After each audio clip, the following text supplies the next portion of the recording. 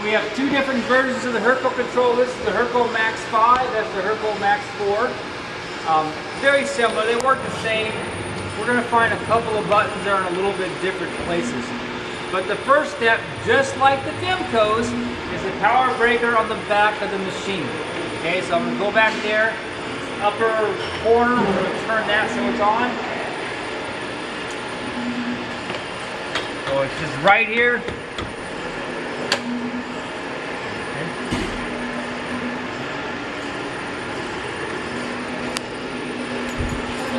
All right. So the Hurco is a regular Pentium-based computer. It takes a little longer to load the software and such. Okay. It also doesn't have a mode select switch like the Fennec controls. The modes are integrated directly into the control panel. Because your auto, here's your single block, optional stop. Here's your manual mode. It'd be kind of like MBI commands. Hurco doesn't really have an MBI mode, which is kind of interesting. You can get the spindle on. There's different ways to manually turn those things on, which is done in the manual mode. But you basically got to build those programs if you want to machine a couple surfaces on a party section. It's got a nice conversational language. You can come up with programs for facing, pocketing. You define geometry and such. And it's a really good 5-axis control. It's a touch screen also. Now, we try to keep our paws off the screen and stick with the pendant, otherwise the touch screen is going to get really grubby, dirty. Actually, I probably should find something to wipe it off with that works. Want to wipe it off? No, not right now. I'll get some of this tissue. We're okay right now. It's also got a webcam, so it could be filming you while you film it, maybe. I don't know. Inception. You could be spying on your employees through the webcam. Alright, it's coming up. E-stops, there's 2 E-stops. Now this one, all Hurcos now, it's standard to come with a hand wheel. So when you pull this off, this E-stop and cycle start is now active. These actually become no longer active. The moment you put it on there, it switches.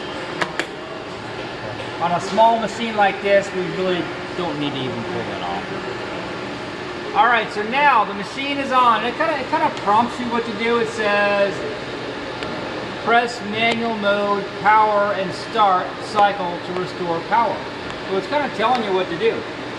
So manual mode is here. Do you pull the E-stop and stop before or after you do that? This is a twist. We probably would have done it before. Yeah, it was never pressed in because it's actually not part of their procedure how to turn it off.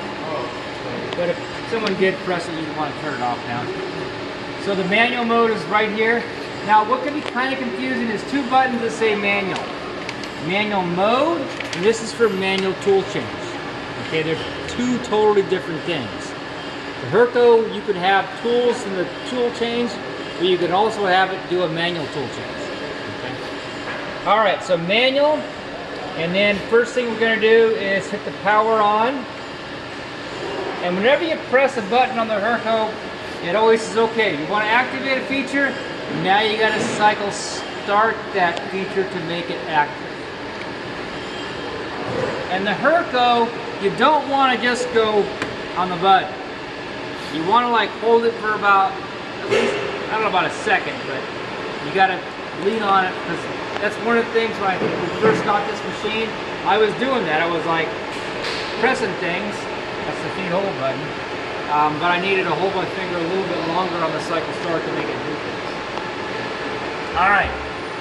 So the machine is on, and the next step, we could calibrate the machine, but I'm going to turn the light on inside first. So the light in the machine is under manual setup functions. Right there's the work light, you tap it, and the light comes on, so now you can see a little better what's going on there.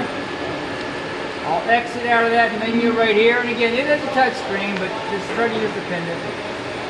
And we're going to say calibrate machine.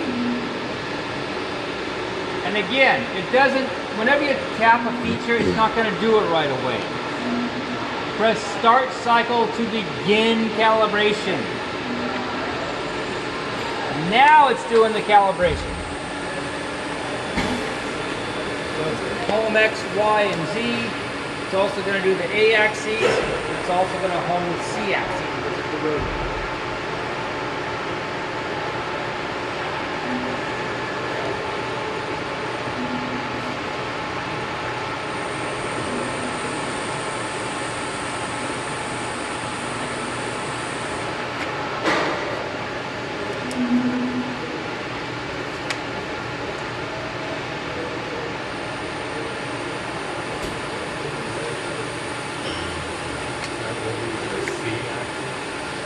Off the D, this one the C. They can figure it when it's sitting flat. The Haas figures when it's up like that.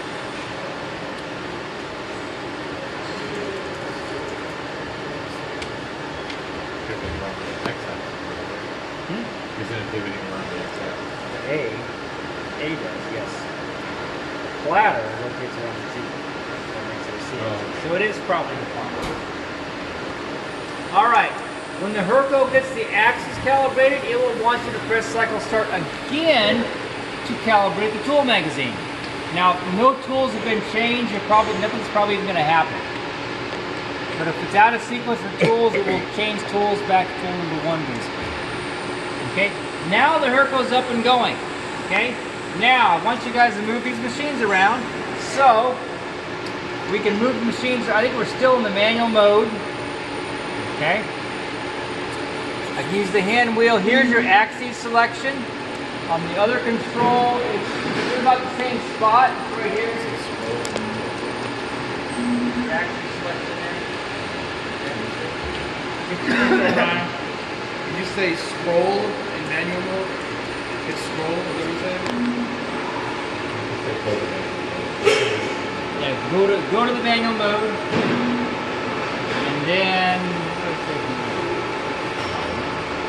it's not going to move right now at this point until you turn you select an axis, which is done from here. Okay, so if I want to move X, this one's a little harder to see. I'll put it on X, and it's not going to move until you select an increment. X of 100 is 10,000. See how it turned blue? It's now active.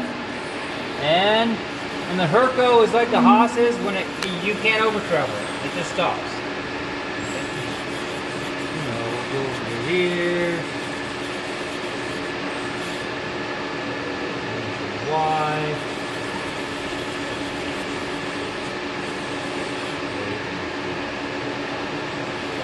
There's your Z.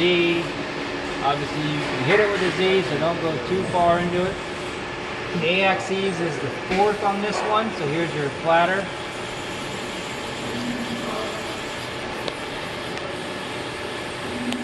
And if you go to the 5th axis, there you go, it's going to rotate the flatter. It's not A and D, right? Right. A and C. This machine is actually properly configured. For the Haas, they figure the B is actually when it's up like that. So. Anyway, so that's pretty much the Hurco control. Anything else you need to know? What is this? This indicates the increment and how fast I'm going.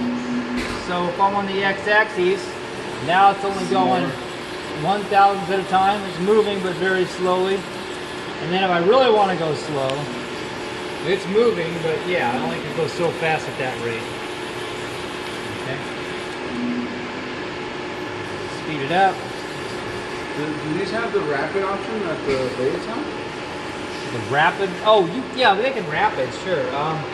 When you're setting it up, they really don't have the rapid option to move them around. Let's see. There is a way to do it, but So you can only speed it up when it's running the program. yeah. The rapid's controlled when you're running the program and stuff, so it does do that.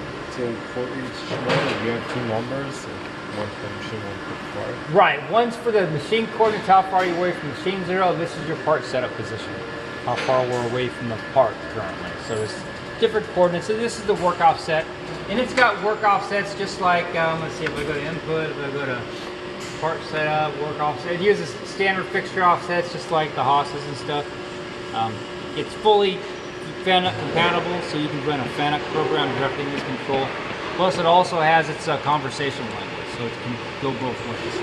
So, anyway, offsets. I could clear all, but I don't want to zap them out now. Go back. Does it have a rotational zero on the table?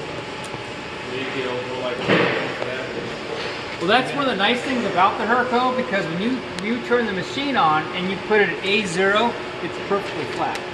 Okay. Well, the Haas is not. The Haas is off by 1.5 degrees, which is bad because it's just enough. A lot of people bypass it. They think it's flat and it's not. Okay, this one is perfectly flat. All right, so turning off the Hurcos. It's very important the Hurcos don't get turned off like this. That will start leaving a bunch of truncated files stuck to the hard drive and will slow down the system. Okay, they're easy to turn off.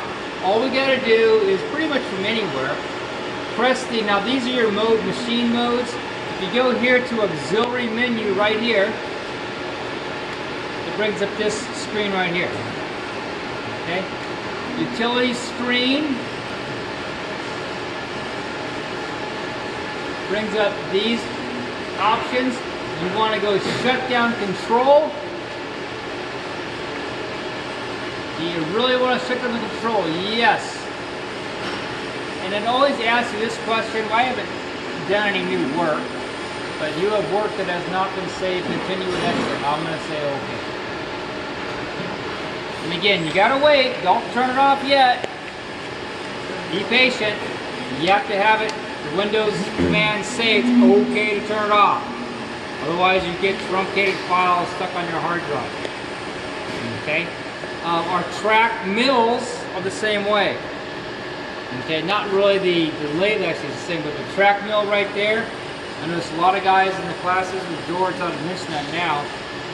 It needs to be shut down properly, otherwise it starts getting a bunch of files built up on its system. So that one there in particular, we gotta there's a shutdown key on that. We gotta make sure we do it. All right, now we're safe. We're good. So at this point, I just go to the back of the machine, tripping over the dip pan. It's done. Okay.